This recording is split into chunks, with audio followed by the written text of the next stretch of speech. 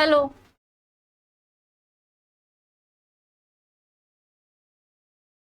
Good evening everyone. So आज ये हम लोगों की इन्वायरमेंट की सेकेंड क्लास होगी। Environment lecture number 2।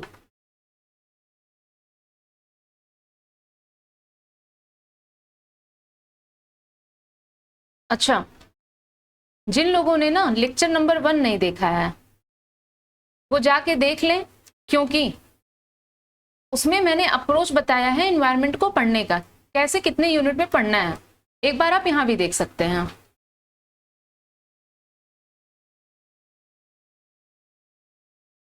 ओवरव्यू लेने के लिए पहली यूनिट, दूसरी unit, third, fourth, fifth, six, seventh, eight, ये इसके पहले वाले लेक्चर में मैंने अच्छे से बताया है।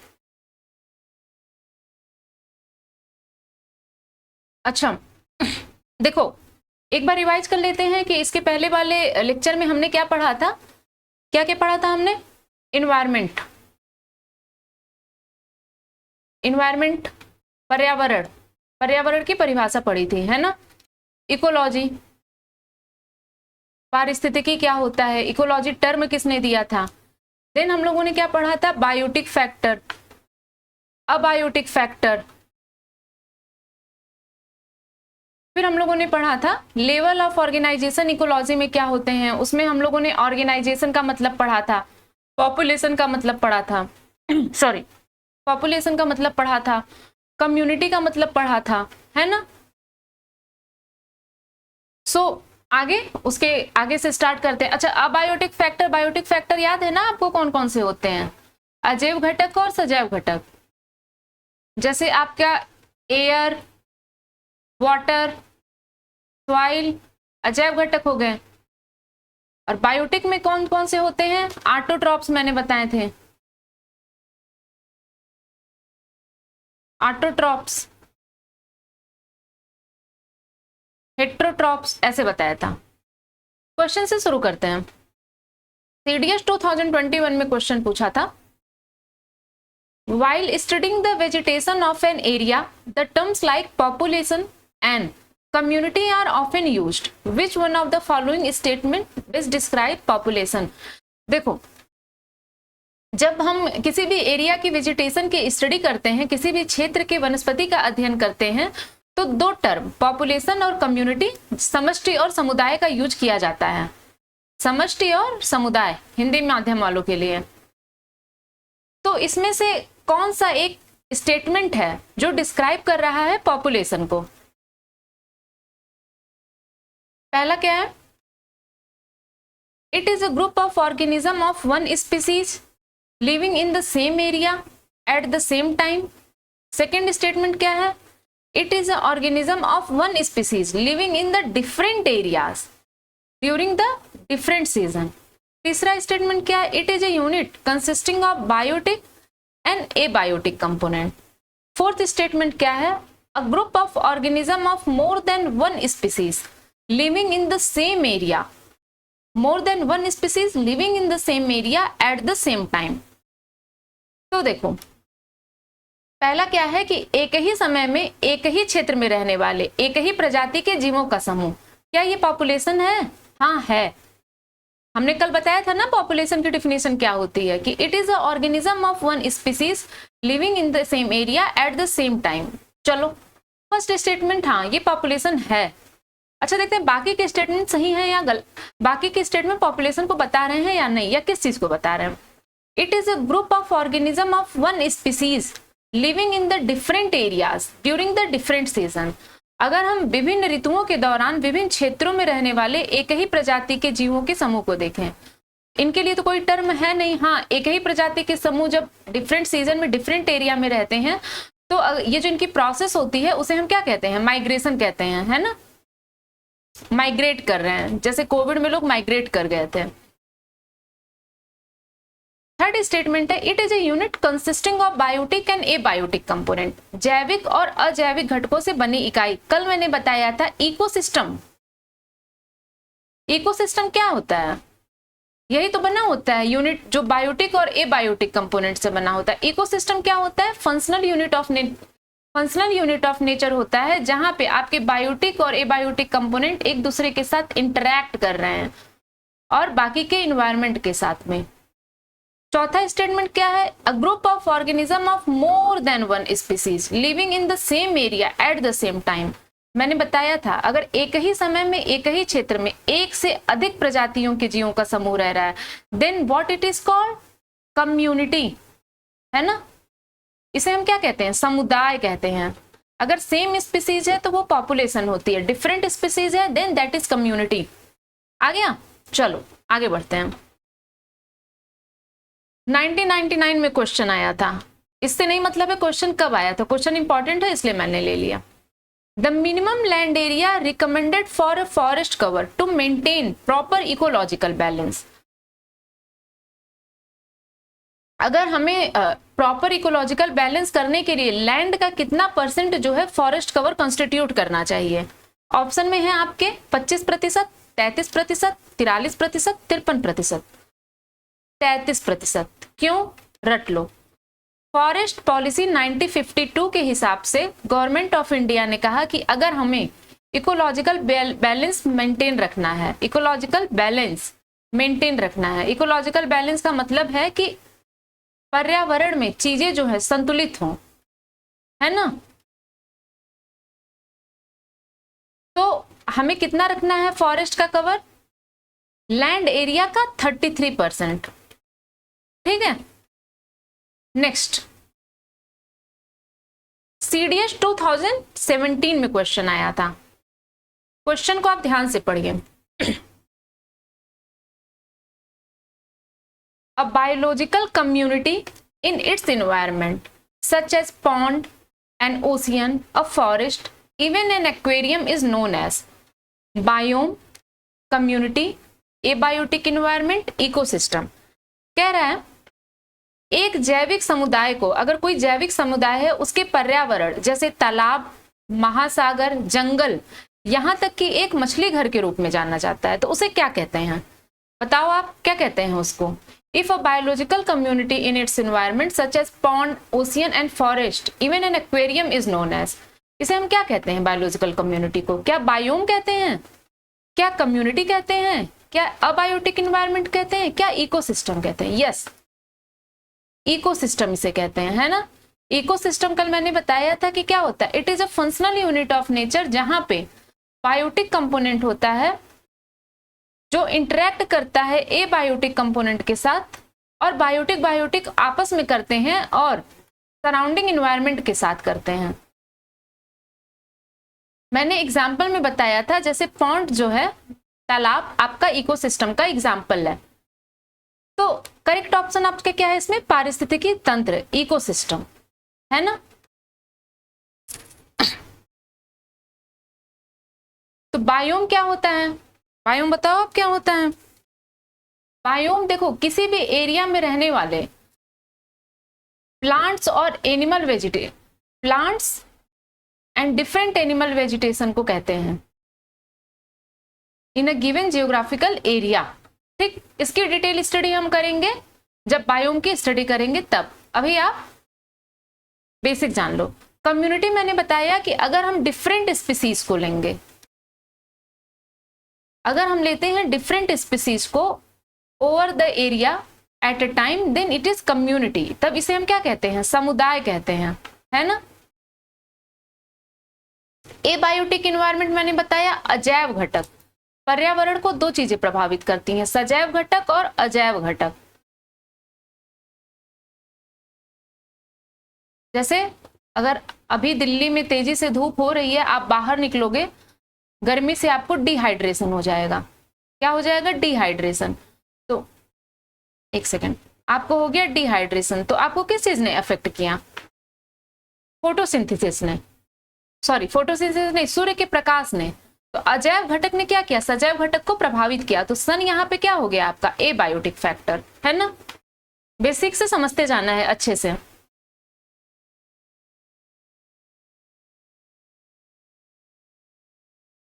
तो इसमें आंसर आपका पारिस्थितिकी तंत्र हो जाएगा। ठीक, next, ecotone and is effect क्या होते हैं? Ecotone and edge effect. देखो जैसे विकिपीडिया में इकोटोन का मतलब इकोटोन ही दिया है और कहीं कहीं संक्रमिका दिया है, तो हिंदी मीडियम वाले देख लें कि इकोटोन को क्या कहते हैं। एज इफेक्ट, कोर प्रभाव। इकोटोन होता क्या है?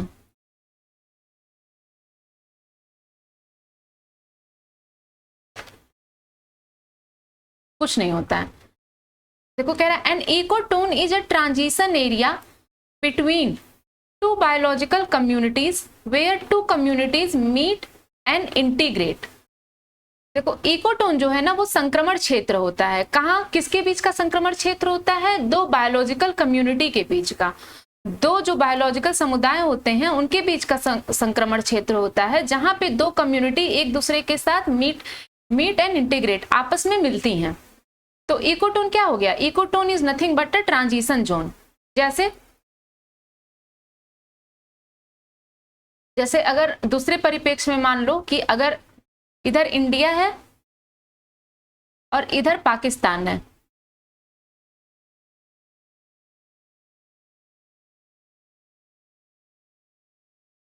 इनको जो लाइन सेपरेट कर रही है ना इंडिया और पाकिस्तान को, रेड क्लिफ, वो क्या है? वो इकोटोन बना रहा है, क्योंकि उसमें प्रॉपर्टी कुछ इंडिया की भी होगी कुछ पाकिस्तान की भी होगी। लेकिन यार ये आईआर के पर्पज से नहीं, हम लोग इकोलॉजी के पर्पज से पढ़ रहे हैं ना, बस मैंने थोड़ा सा आपको विजुअलाइज करने के लिए बताया है ना। तो इकोटोन का एग्जैक्ट मीनिंग अगर देखो यूपीएससी में आ जाता है, to houses in the tension. Yes, to houses in the tension ecotone होते हैं। तो ecotone it may be narrow, ये बिल्कुल संकरी हो सकती है, वाइड चौड़ी हो सकती है। वाइड में जैसे आपका मैंग्रोव का एग्जाम्पल हो जाएगा, संकरी में आपके अगर ग्रासलैंड, पतले ग्रासलैंड है उनके एग्जाम्पल हो जाएंगे। And it may be local, ये लोकल एरिया में भी हो सकता है। जैसे अगर हम फील्ड और फॉरेस्ट के बीच का इकोटोन देखें, और रीजनल, ये रीजनल लेवल पे भी हो सकते हैं, जैसे फॉरेस्ट एंड ग्रासलैंड के बीच का इकोटोन। ठीक। And ecotone is a border zone. ये क्या होता है? बॉर्डर एरिया होता है, जहां पे दो इकोलॉजिकल सिस्टम एक दूसरे से मीट एंड मिंगल, एक दूसरे से मिलते हैं और आपस में मिक्स हो जाते हैं। और कभी कभी ये जो इकोटोन एरिया है वो एक डिफरेंट कम्युनिटी बनाता है। इकोटोन कहाँ आकर होता है? एजेस पे, किनारों पे एंड फिजिकल बाउंड्रीज, जहां पे आपकी फिजिकल बाउंड्री होती है वहां पे अकर होता है। जैसे ये आपको इस इमेज में आपको ये दिख रहा है रिवर बैंक, नदी का किनारा, तो ये एक इकोटोन है। क्यों? किसके किसके बीच इकोटोन है? नदी का किनारा आपके रिवर के बीच में एंड लैंड के बीच में। क्योंकि देखो पेन सही नहीं चल रहा है, रिवर और लैंड के बीच में, क्योंकि ये जो नदी का किनारा मैंने लिया है ना, रिवर और लैंड के बीच में इकोटोन क्यों है? क्योंकि ये न तो नदी के इतना बहुत गीला होगा और न ही लैंड के इतना बहुत सूखा होगा। ये क्या है? बाउंड्री बना रहा है। ठीक है। तो जैसे कह रहा है मैंग्रोव फॉरेस्ट रिप्रेजेंट करता है इकोटोन। जो मैंग्रोव फॉरेस्ट है वो भी इकोटोन है between the marine and terrestrial ecosystem. जलीय और स्थलीय इकोसिस्टम के बीच में जो मैंग्रोव है वो भी आपका, मैंग्रोव जो पेड़ है वो क्या है? एक इकोटोन का एग्जाम्पल है। और एग्जाम्पल्स कौन है इकोटोन के? ग्रासलैंड, घास स्थल, एस्चुरी, मुहाना एंड रिवर बैंक। ये रिवर बैंक। एस्चुरी क्या होती है? जब नदी का पानी जो है वो समुद्री जल से मिलता है तो वो एस्चुरी होता है। तो इसका मतलब एस्चुरी क्या है? देखो दो डिफरेंट बायोलॉजिकल कम्युनिटी या इकोलॉजिकल कम्युनिटी मीट कर रही हैं, है ना। तो एस्चुरी भी हुआ आपका इकोटोन। ग्रासलैंड क्या हुआ? Grassland is also ecotone.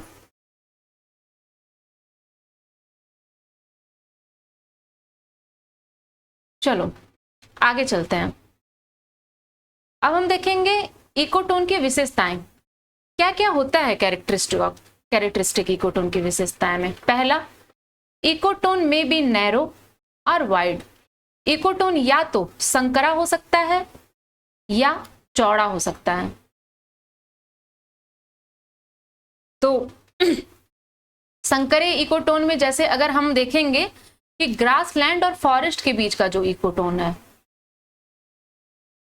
Grassland और फॉरेस्ट के बीच का जो एक एरिया आ रहा है वो संकरे में हो गया। चौड़े में आप देख लोगे जैसे फॉरेस्ट और डिजर्ट के बीच का एरिया है, बिटवीन फॉरेस्ट एंड डिजर्ट।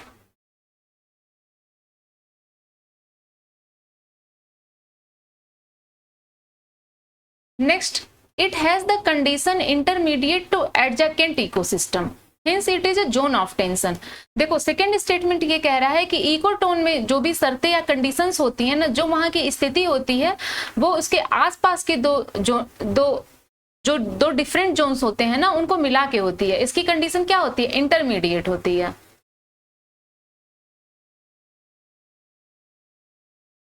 मतलब इंटायरली डिफरेंट नहीं होगा। जैसे कि मैंग्रोव क्या होता है? मैंग्रोव जो है वो आपका इकोटोन होता है बिटवीन द लैंड एंड सी, है ना। तो मैंग्रोव एक इकोटोन है, तो मैंग्रोव की जो कंडीशन होगी वो क्या होगी? वो इंटरमीडिएट होगी। उसकी मतलब लैंड और सी की कंडीशन से मिलती जुलती उसके बीच की कंडीशन होगी, ठीक है। और इसे हम क्या कहते हैं? Zone of tension. Ecotone is a zone of tension.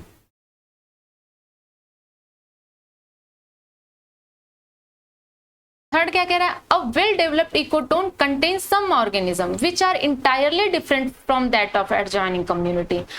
कि इस अगर कोई इकोटोन जो है, जो आपका ये इकोटोन अगर अच्छी तरीके से डेवलप्ड है, तो हो सकता है यहाँ पे कुछ ऑर्गेनिज्म ऐसे हो जो दो जोन्स इसको कंटिन्यू रख रहे हैं, जो ट्रांजिशन अवस्था में भेज रहे हैं, उनसे ये ऑर्गेनिज्म बिल्कुल डिफरेंट हो। इसी को हम क्या कहते हैं? Some time the number of species and the population density. कभी कभी क्या होता है, इसमें जो स्पीसीज हैं, जो आपकी जातियां हैं, स्पीसीज को हिंदी में क्या कहते हैं बताओ? तो जो स्पीसीज है और जो वहां की पॉपुलेशन डेंसिटी है, मतलब एक पर्टिकुलर एरिया में जो पॉपुलेशन हो रही है, ये कभी कभी अलग होती है या बहुत ज्यादा होती है, much greater in this zone. देखो, in this zone then either community. ये कह रहा है कि इकोटोन में जो नंबर ऑफ स्पीसीज है, इकोटोन में जो नंबर ऑफ स्पीसीज है वो और पॉपुलेशन डेंसिटी है। नंबर ऑफ स्पीसीज आपको समझ में आ गया। पॉपुलेशन डेंसिटी का मतलब होता है आपके एक पर्टिकुलर वॉल्यूम में जो पॉपुलेशन रह रहा है, पर्टिकुलर एरिया में जो पॉपुलेशन रह रहा है ना, पर्टिकुलर एरिया में जो पॉपुलेशन रह रहा है वो हो गया आपका पॉपुलेशन डेंसिटी। तो ये कह रहा है कि कभी कभी ये जो स्पीसीज और पॉपुलेशन डेंसिटी है ना, ये जो इनको एरिया एडजॉइन कर रहे हैं उनसे बिल्कुल ज्यादा होती है। इसी को हम क्या कहते हैं? इज इफेक्ट, कोर प्रभाव कहते हैं। और जो ऑर्गेनिज्म इस इकोटोन में अकर करते हैं उन्हें हम क्या कहते हैं? इज स्पीसीज कहते हैं, ठीक है। फिर क्या कह रहे हैं? इन द टेरेस्ट्रियल इकोसिस्टम, अगर हम स्थलीय इकोसिस्टम में जाएं तो इज इफेक्ट जो है वो स्पेशली अवेलेबल टू बर्ड्स को रहता है। बर्ड्स की पॉपुलेशन ज्यादा रहती है अगर हम इकोटोन स्थलीय क्षेत्र में देखते हैं। क्यों? क्योंकि अगर आप बर्ड की डेंसिटी देखोगे और मिक्स हैबिटेट आप देखो, फॉरेस्ट और डिजर्ट के बीच का कोई मिक्स हैबिटेट आप देखो, तो बर्ड्स की डेंसिटी क्या है? ज्यादा है। तो वहां पे ये क्या हो गई? एज स्पीसीज हो गई। इकोटोन में कुछ प्रॉपर्टीज होती हैं। फर्स्ट प्रॉपर्टी क्या होती है इकोटोन में? An ecotone can have a sharp vegetation transition. एक इकोटोन में क्या होता है, अगर आपको इकोटोन की पहचान करनी है तो वहां पे जो है वेजिटेशन में शार्प ट्रांजिशन होता है। जैसे मान लो आप एक जैसे फॉरेस्ट से डिजर्ट की तरफ जा रहे हो, फॉरेस्ट और डिजर्ट के बीच का जो सिस्टम है वो इकोटोन है। और अगर आप जा रहे हो, आपने देखा कि ग्रास का कलर तेजी से चेंज हो रहा है, तो ये आपको ये जो एरिया है आपको इकोटोन का एग्जाम्पल दे सकता है ना। सेकेंड क्या कह रहा है? अ चेंज इन फिजियोग्नोमी, जैसे physical appearance of plant species. जैसे कोई भी अगर प्लांट स्पीसीज है उसका फिजिकल अपीयरेंस चेंज हो रहा है, वो भी इकोटोन के एग्जाम्पल में आता है।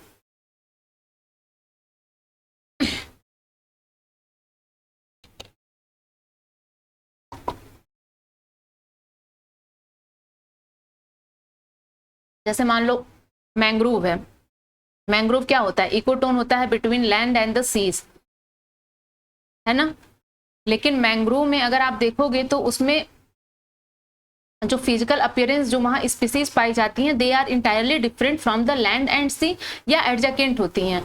तो आपको एक चेंज मिलेगा उनके फिजिकल स्ट्रक्चर में, और इसे ही हम क्या कहते हैं? तो ये एक इकोटोन का एग्जाम्पल हो गया। थर्ड क्या कह रहा है? चेंज ऑफ स्पीसीज, ये मैंने बता दिया। एक तो फिजिकल अपीयरेंस में स्पीसीज की चेंज आएगा कि जैसे आप इधर से इधर गए, लैंड से सी की तरफ, तो किसी भी दो किसी भी आप इकोटोन की तरफ गए तो फिजिकल अपीयरेंस मतलब जो स्पीसीज लंबी थी, अगर आप इकोटोन की तरफ जा रहे हो वो छोटी होगी। इस प्रकार के जीव पाए जाएंगे, मतलब फिजिकल अपीयरेंस क्या हो रहा है? चेंज हो रहा है। फिजिकल अपीयरेंस चेंज हो रहा है। और थर्ड मैंने बताया चेंज ऑफ स्पीसीज पाई जाती है, और कभी कभी ये जो चेंज ऑफ स्पीसीज क्या होती है, बहुत ज्यादा होती है अलग अपने अगल बगल के एरिया से, और इसे ही हम कहते हैं एज इफेक्ट कहते हैं। ठीक है, हम लोग जो है इकोटोन और इकोक्लाइन दो सेंटेंस पढ़ते हैं, दो वर्ड्स पढ़ते हैं हम लोग, इकोटोन एंड इकोक्लाइन। और इसमें हमें लगता है ना दोनों चीजें एक हैं, but it is not true. देखो इकोटोन क्या है, इकोटोन जो है आपका ये ट्रांजिशन एरिया है between two ecological community, between two biological ecological community. लेकिन इकोक्लाइन क्या है, जब हम एक एरिया से दूसरे एरिया में जा रहे हैं तो जो फिजिकल ट्रांजिशन जोन है उसे हम इकोक्लाइन कहते हैं। फिजिकल का मतलब मैं बता रही हूं आपको।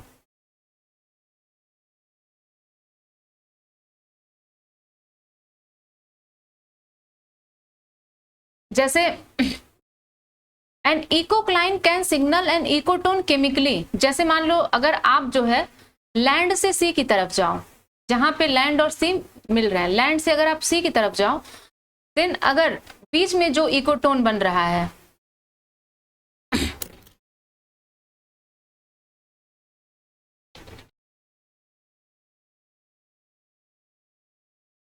लैंड और सी के बीच का इकोटोन, लैंड और सी के इकोटोन क्या होते हैं, मैंग्रोव। तो इसका जो पीएच है वो कंप्लीटली डिफरेंट होगा लैंड से और सी से, है ना, बीच का कुछ होगा पीएच इसका, या हाइड्रोथर्मल ग्रेडियंट, या इसके पानी के टेम्परेचर में कुछ परिवर्तन आए, तो ये क्या है, ये इकोक्लाइन है, इसे हम इकोक्लाइन कहते हैं। इकोक्लाइन क्या होता है, थर्मोक्लाइन हो सकता है, कीमोक्लाइन हो सकता है, हेलोक्लाइन हो सकता है। मतलब अगर आप टेम्परेचर में डिफरेंस देखें, पानी के टेम्परेचर में आप डिफरेंस देखें, केमिकल कंपोजिशन में डिफरेंट देखें, सैलिनिटी में उसकी जो नमक प्रवणता शायद कहते हैं उसको हिंदी में, मतलब सैलिनिटी मतलब मान लो कहीं सैलिनिटी को डिफाइन करते हैं अमाउंट ऑफ साल्ट पर पीपीएम, लेकिन मान लो कहीं जो है सैलिनिटी आपकी कम है, कहीं ज्यादा है ना, और उसमें हम चेंज देख रहे हैं, तो ये क्या है, इकोक्लाइन का एग्जाम्पल है। And pycnocline, variation in density of water, अगर हम ये देखते हैं कि वाटर की डेंसिटी में वेरिएशन आ रहा है तो then this is ecocline. Ecotone के एक और फीचर होते हैं क्या, species richness and abundance tend to peak in ecotonal areas. देखो इकोटोनल एरियाज में स्पीसीज रिचनेस ज्यादा होती है, ठीक, लेकिन कभी कभी इसका एक्सेप्शन भी होता है, बट लेकिन यूपीएससी में स्टेटमेंट आएगा कि species richness is more in ecotonal areas, yes it is true. Biodiversity can be very high in terrestrial to terrestrial ecotone, अगर हम जैसे कि टेरेस्ट्रियल से स्थलीय की तरफ जा रहे हैं, जैसे हम लैंड से फॉरेस्ट की तरफ जा रहे हैं, मान लो डिजर्ट से फॉरेस्ट की तरफ जा रहे हैं, तब तो बायोडाइवर्सिटी ज्यादा हो सकती है। लेकिन अगर हम टेरेस्ट्रियल टू एक्वेटिक इकोटोन जा रहे हैं, जैसे अगर हम जो है लैंड से सी की तरफ जा रहे हैं, तब बायोडाइवर्सिटी वहां पे टिपिकली लो होती है। ठीक है, नेक्स्ट इकोलॉजिकल निसे, पारिस्थितिकी निकेत, कहीं कहीं इसे निस भी कहते हैं, कहीं कहीं निसे भी कहते हैं। इकोलॉजिकल निस is a term for the position of species with in an ecosystem describing both the range of condition necessary for persistence of the species and its ecological role in the ecosystem। देखो निस क्या होता है, पारिस्थितिकी निकेत क्या होता है, ये बताता है किसी भी स्पीसीज की पोजीशन को उस इकोसिस्टम में। कैसे बताता है, पारिस्थितिकी निकेत ये बताता है कि कोई भी अगर स्पीसीज किसी इकोसिस्टम में है तो उसको रहने के लिए कौन कौन से रेंज ऑफ कंडीशन नेसेसरी हैं कि वो स्पीसीज उस इन्वायरमेंट में रह जाए। मतलब वहां का टेम्परेचर कितना होना चाहिए, वहां का प्रेशर कितना होना चाहिए, वहां कौन से फूड होने चाहिए, and its ecological role in the ecosystem. और वो स्पीसीज जो है इकोसिस्टम में, अगर मान लो डॉल्फिन अगर गैंगेटिक रिवर में रह रही है तो वो कौन सा इकोलॉजिकल रोल प्ले कर रही है। इकोलॉजिकल रोल प्ले करने का मतलब है कि वो फूड वेब में क्या रोल प्ले कर रही है ना, क्लाइमेट चेंज में उसका क्या इफेक्ट है, क्लाइमेट चेंज में क्या उसका इफेक्ट है, एंड सो ऑन ठीक। ये कह रहा है कि स्पीसीज का निस it described how it's fit with in the environment. किसी भी स्पीसीज का जो निस है वो ये डिस्क्राइब करता है कि वो इन्वायरमेंट के अंदर कैसे फिट होती है। तो in biology and ecology a niche pertains to any one of the following. तो देखो कोई भी चीज अगर इन तीनों चीजों को बता रही है तो निस पर्टिकुलरली इन तीनों में से किसी भी एक चीज से संबंध रखता है। पहला क्या है, the specific area where an organism inhabit. एक पर्टिकुलर एरिया जहां पे ऑर्गेनिज्म रहता है, क्या निस इससे संबंधित है? यस। द रोल और फंक्शन ऑफ एन ऑर्गेनिज्म और स्पीसीज इन एन इकोसिस्टम। किसी भी ऑर्गेनिज्म या स्पीसीज का किसी भी इकोसिस्टम में फंक्शन।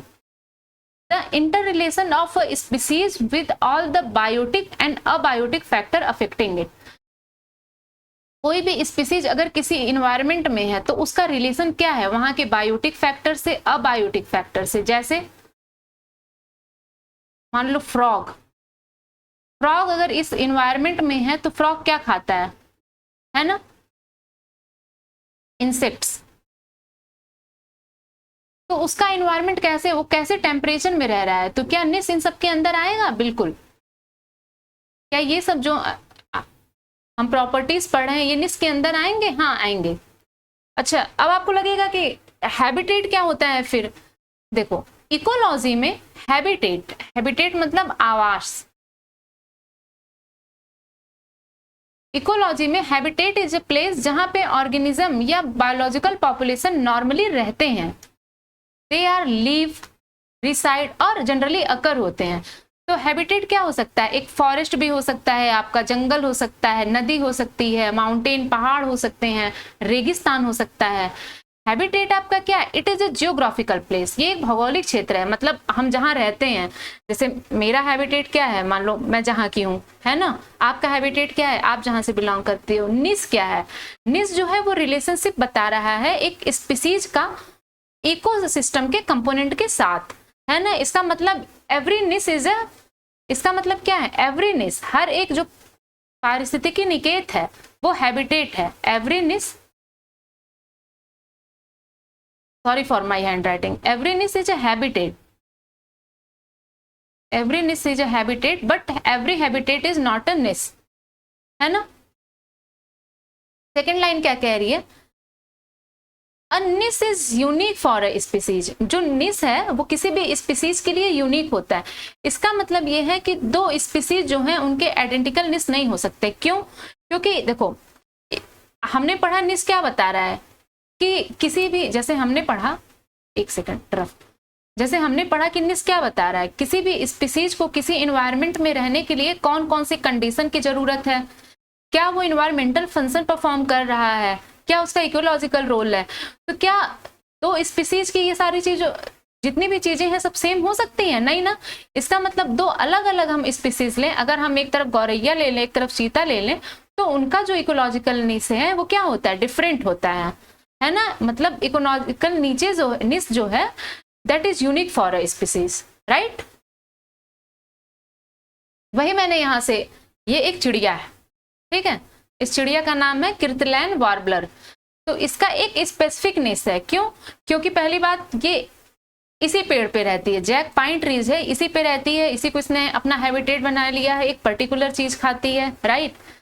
जैसे निस के एग्जाम्पल में आप मान लो, एक मैंने एग्जाम्पल लिया, क्या है ये? मेढक, बार्किंग ट्री फ्रॉग।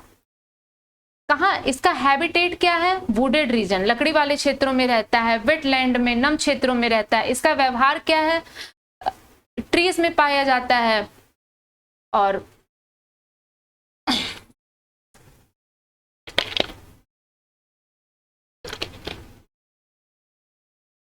बिल के अंदर भी रहता है। और ये फीड ऑन, क्या खाता है? छोटे छोटे कीड़े मकोड़े। And it is eaten by birds, snakes, raccoon. Raccoon भी एक प्रकार का जानवर है। इसका इम्पैक्ट क्या होता है इकोसिस्टम पे?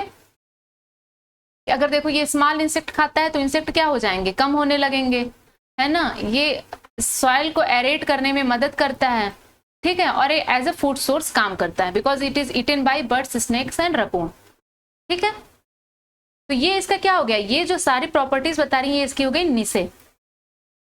कहाँ पे ये रहता है, इकोलॉजी में इसका क्या योगदान है और कैसे इसका बिहेवियर है, यही तो हमने पढ़ा नीस के बारे में।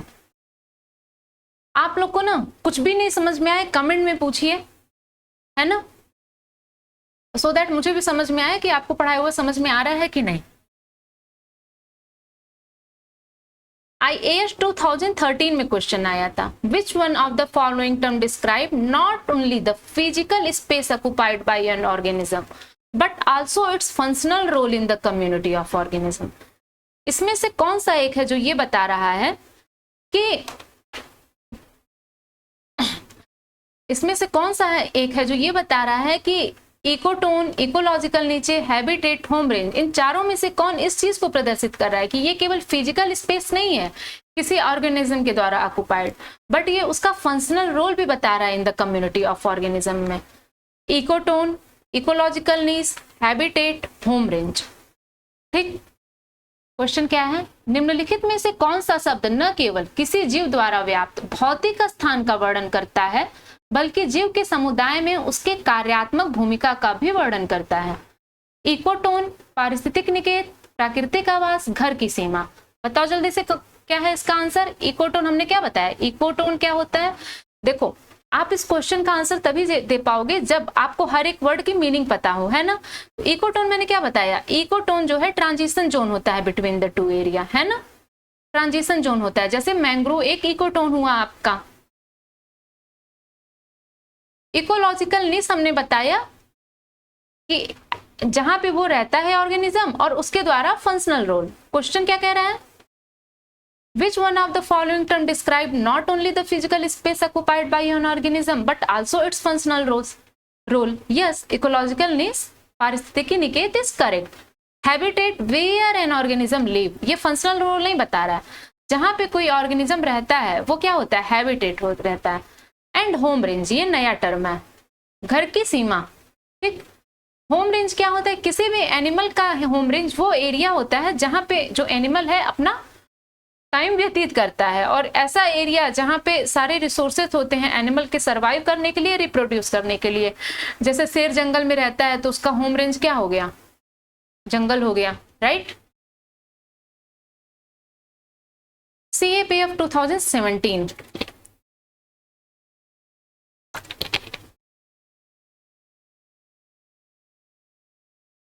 the ecological needs of an organism relates to specific habitat of the organism, symbiotic relationship, diverse occurrence of species under different condition, its interaction with all other organism।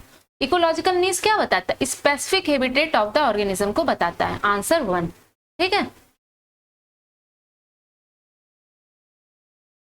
Next question, CAPF 2020 में question आया था। Question आप लोग ध्यान से पढ़ें।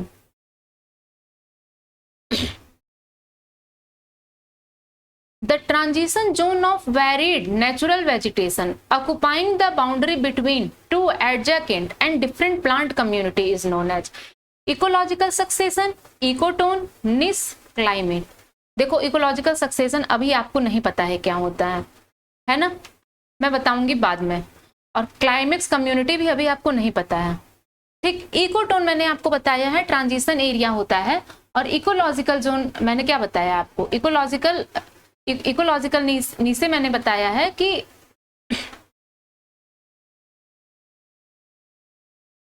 Functional role भी बताता है किसी ऑर्गेनिज्म का, वो हैबिटेट में रह रहा है, कैसे उस एनवायरनमेंट को परफॉर्म कर रहा है, ये होता है इकोलॉजिकल नीचे। इकोटोन क्या होता है, ट्रांजिशन एरिया होता है ना। क्वेश्चन क्या कह रहा है, it is a transition zone of varied natural vegetation occupying the boundary between two adjacent and different plant community. क्या ये इकोटोन होता है, अभी तो हमने पढ़ा, दो निकटवर्ती और भिन्न भिन्न पादप समुदायों के बीच की सीमा पर स्थित विभिन्न प्राकृतिक वनस्पतियों के संक्रमण क्षेत्र को क्या कहा जाता है, पारिस्थितिकी अनुक्रम, इकोटोन, पारिस्थितिकी निकेत, चरम, इसे क्या कहते हैं, इकोटोन कहते हैं, है ना। इकोलॉजिकल सक्सेशन और क्लाइमेट, इकोलॉजिकल सक्सेशन और क्लाइमेट, पारिस्थितिकी अनुक्रम और चरम, ये दोनों टर्म एक दूसरे से इंटर रिलेटेड हैं। नेक्स्ट वीडियो में लेक्चर नंबर 4 में आएगा ये आपके, ठीक है। So thank you. आज की क्लास में इतना ही। कुछ भी नहीं आपको समझ में आ रहा है या नहीं आ रहा है, आप उसको कमेंट करके पूछिए। It's my humble request. Channel को आप शेयर करिए, सब्सक्राइब करिए ज़्यादा से ज़्यादा।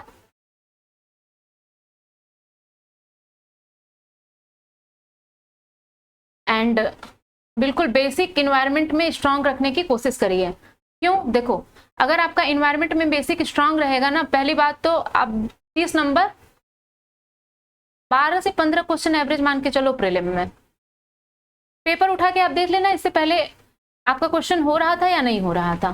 ठीक है, 12 से 15 आप एवरेज मान के चलो। देन अगर आप इन्वायरमेंट अच्छे से पढ़ोगे ना, तो उसमें जो एग्रीकल्चर एक्सपेक्ट है इन्वायरमेंट का, मेंस में ढेर सारे क्वेश्चन एग्रीकल्चर के आते हैं। क्रॉप एंड क्रॉपिंग पैटर्न, ये सब ये एनसीईआरटी में नहीं दिया है। एनसीईआरटी जो आप 11th एंड 12th की पढ़ते हो उतने अच्छे से नहीं दिया है। और अब जो जीएस पेपर 1 में आता है ना, ज्योग्राफी का आप पेपर उठा के मेंस के 13 से लेके 23 तक का पेपर देख लो। जो लोग मेंस के पेपर नहीं देख रहे हैं जरूर देखें। जीएस पेपर 1 में अगर 20 क्वेश्चन में ना 8 से 10 क्वेश्चन ज्योग्राफी के आते हैं, जो उसमें ऐसे पूछता है कि बेनिफिट्स ऑफ मैंग्रोव क्या है, वेटलैंड का हमारे उसके लिए, हमारे पर्यावरण के लिए क्या इफेक्ट है। So many question are interlinked with environment। Climate change का इफेक्ट क्या है, जीएस पेपर 3 में पूछेगा। तो आप इंटरलिंक्ड करके सब्जेक्ट को पढ़ते चलो। जैसे पेपर 3 में आया था कैरिंग कैपेसिटी। कैरिंग कैपेसिटी क्या होती है किसी भी इन्वायरमेंट की। ठीक, ये चीज आपका दिया है इंडियन इकोनॉमी डेवलपमेंट की बुक में दिया हुआ है। बट ये है क्या, कैरिंग कैपेसिटी इन्वायरमेंट से रिलेटेड है। तो अगर आप दोनों को इंटरलिंक्ड करके हर एक सब्जेक्ट को पढ़ोगे ना, तो अच्छे से समझ में आएगा। कोई चीज नहीं समझ में आया पूछिए। Thank you very much. बाकी सर आपको अपने प्रोग्राम के बारे में बताएंगे। Thank you.